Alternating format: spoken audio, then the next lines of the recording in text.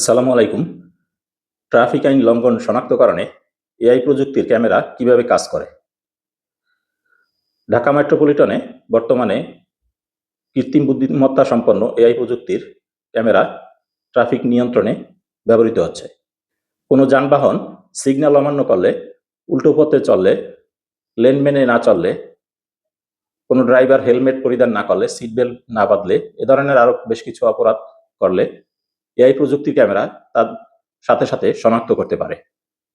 AI প্রযুক্তির camera গাড়ির number plate scan করে গাড়ির যাবতীয় তথ্য এবং মালিকের তথ্য সার্ভারে সংরক্ষণ করে। ট্রাফিকের আইন ভাঙার মুহূর্তটি এআই প্রযুক্তির ক্যামেরা স্টিল ছবি এবং ছোট ছোট ভিডিও ক্লিপিংয়ে সংরক্ষণ করে। এআই প্রযুক্তির ক্যামেরা স্বয়ংক্রিয়ভাবে যানবাহনের আইনভঙ্গের সময় সংরক্ষিত ভিডিও এবং স্টিল পিকচার যাচাই বাছাই করে একটি ডিজিটাল মামলা দায়ের করে।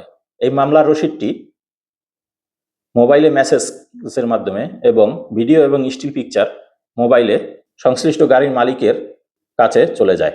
গাড়ির মালিক এই ডিজিটাল মামলাটি দ্রুত পরিশোধ করতে হবে, নতুবা তার নামে ওয়ারেন্ট চলে যেতে পারে। আইন লঙ্ঘন করলে গাড়ির মালিককে তাৎক্ষণিকভাবে জরিমানা পরিশোধ করতে হয় না, পরবর্তীতে ব্যাংকে কিংবা ডিজিটাল মাধ্যমে জরিমানা পরিশোধ করতে হয়।